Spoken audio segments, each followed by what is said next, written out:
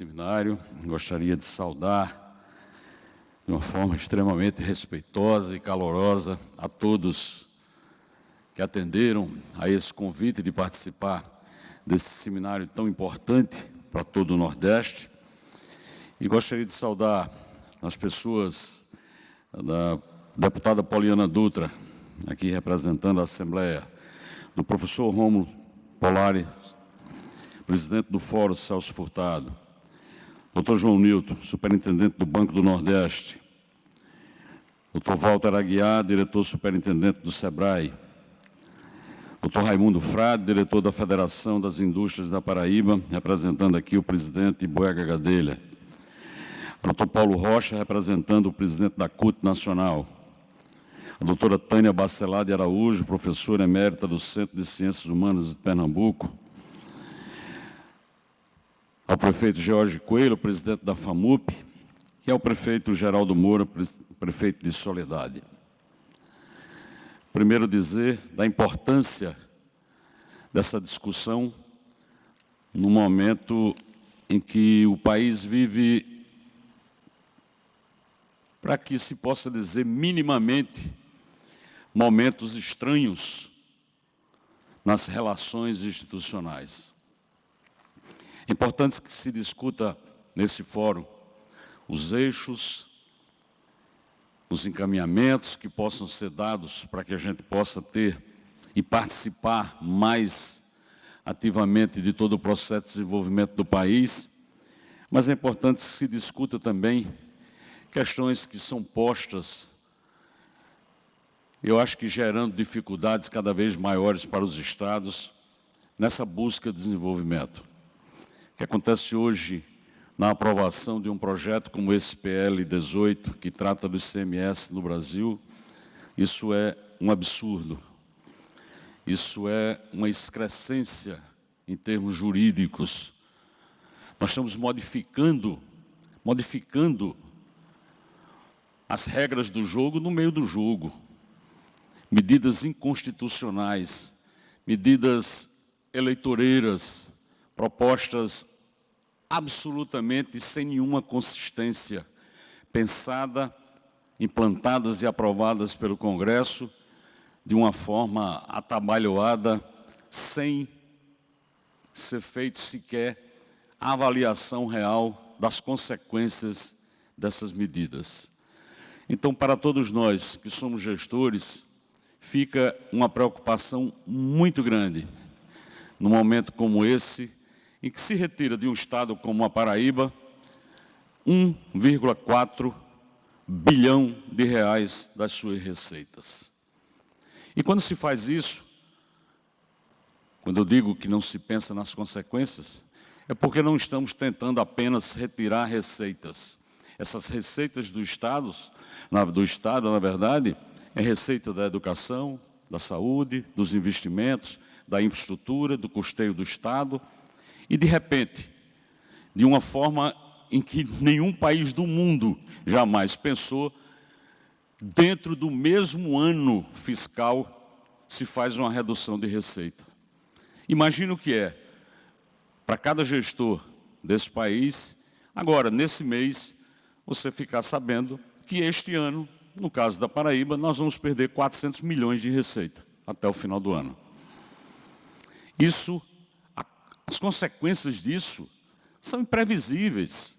A longo prazo, o que vai acontecer será, com certeza, um desastre nas contas públicas, porque se já está difícil manter os municípios, e aqui o presidente da FAMUP, Jorge, está aqui presente, sabe das dificuldades que os municípios têm, essa perda de receita será avassaladora.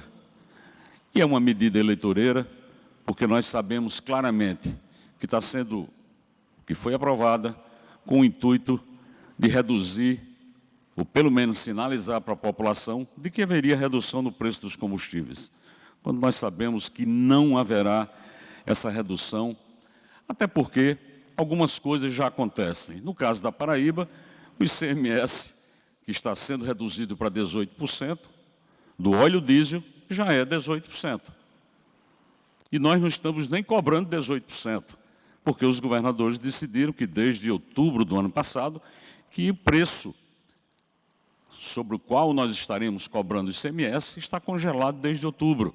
Então, na verdade, se você calcular o que nós estamos cobrando hoje, nós estamos cobrando menos de 13% desse imposto. Então, não haverá alteração. O Supremo Tribunal Federal decidiu, de uma forma responsável, de que o ICMS, no caso de comunicação, no caso de energia, também irá para 18%, mas com a modulação a partir de 2024, para que todos os estados possam se reestruturar, se organizar dentro dos seus PPAs, dentro dos seus planos, dentro dos seus orçamentos, para enfrentar uma situação como essa. E o Congresso agora vai e antecipa para 2022, dentro do ano fiscal. Nós sabemos que o ICMS é um imposto estadual. Ele está sendo tornado, de uma forma absurda, um imposto federal, onde apenas a discussão sobre a forma de arrecadação fica lá, mas os serviços continuam de responsabilidade dos estados. Então é um momento extremamente preocupante. Nós sabemos que o preço do combustível está associado muito mais a uma política de preço determinada pela Petrobras, que dolarizou, que vinculou ao mercado e que, com certeza, o ganho efetivo que acontecerá, o possível ganho efetivo, porque não há garantia, porque poderá esse ganho ficar no meio da cadeia e não chegar na ponta, lá na bomba, esse ganho, basta a variação do dólar 2, 3 vezes acontecer, que se perderá. E a população voltará a pagar efetivamente o preço, que é o preço de mercado, em função de uma política de preços adotada pela Petrobras, e não nada, absolutamente nada a ver com o ICMS, que é um imposto que não pode ser tratado como um imposto que trata de regulação, mas é um imposto arrecadatório, faz a base da arrecadação dos estados e de municípios.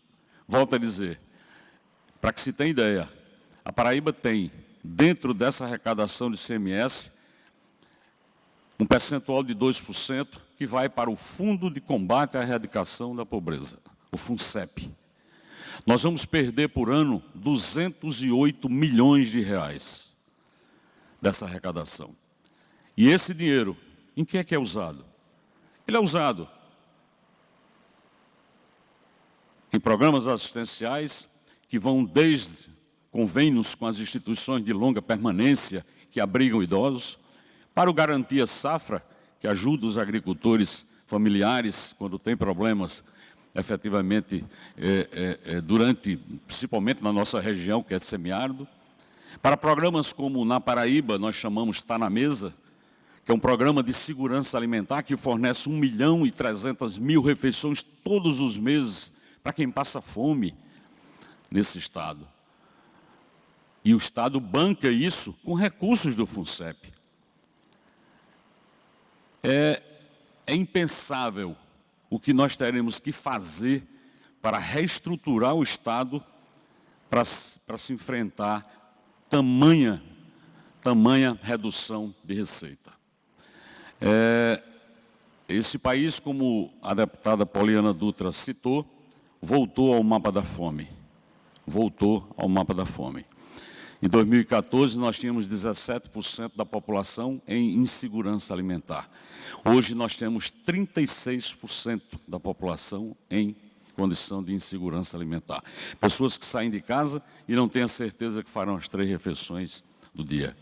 Mas o que é mais preocupante é que, pela primeira vez na história do país, nós estamos acima da média mundial. A média mundial é 35%.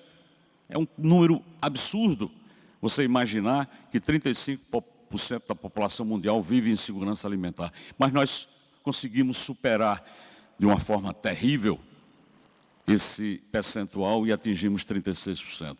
Ou seja, se diante de um fato como esse, em que os governos têm que ter essa preocupação e assumir essa condição de promover programas de assistência social, não assistencialismo, mas assistência social, programas que cheguem na ponta para quem efetivamente mais precisa.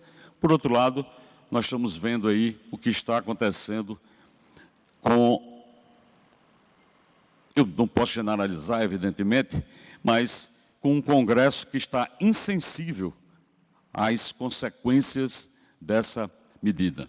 Eu não poderia, de forma nenhuma, deixar de fazer uma fala inicial nessa direção, porque eu sei que tudo que nós estaremos discutindo nesse seminário, tudo que estará saindo daqui, de propostas, de sonhos que nós temos para a nossa região, de aproveitamento do enorme potencial que o Nordeste tem, ele poderá estar comprometido nos próximos anos se tivermos uma redução no país inteiro de 86 bilhões de reais sendo tirado dos estados.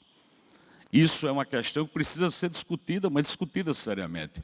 E a nossa aposta, a nossa crença é que o Supremo Tribunal Federal possa recompor minimamente essa tão grande perda, esse desastre que poderá acontecer.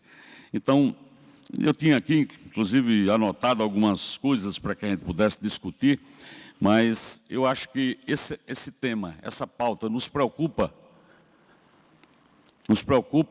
a todos os gestores, mas precisa chegar na população, que muitas vezes simplesmente é passado como essa é uma lei que baixa impostos. E como isso é passado dessa forma, fica para a população que quem não é favorável à lei é porque está querendo aumentar imposto, mas não é isso. Existe um equilíbrio, existe um pacto federativo, e esse pacto existe em função exatamente dessas relações que foram estabelecidas há muito tempo. Você quebrar esse pacto vai gerar e teremos consequências muito sérias. Então, eu espero que desse fórum saia mais do que propostas para o desenvolvimento.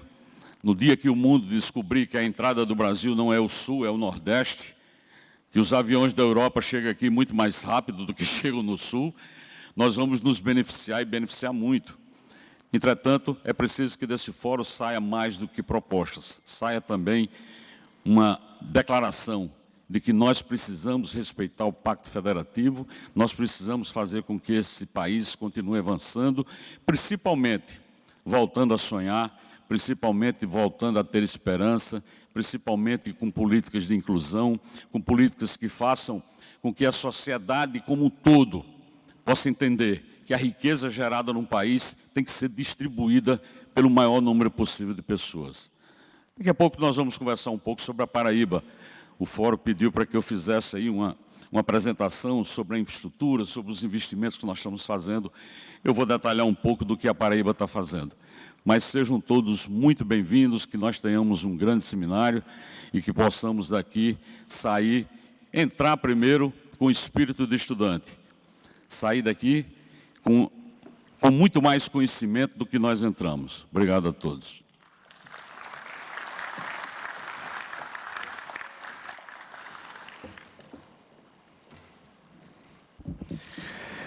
Com as palavras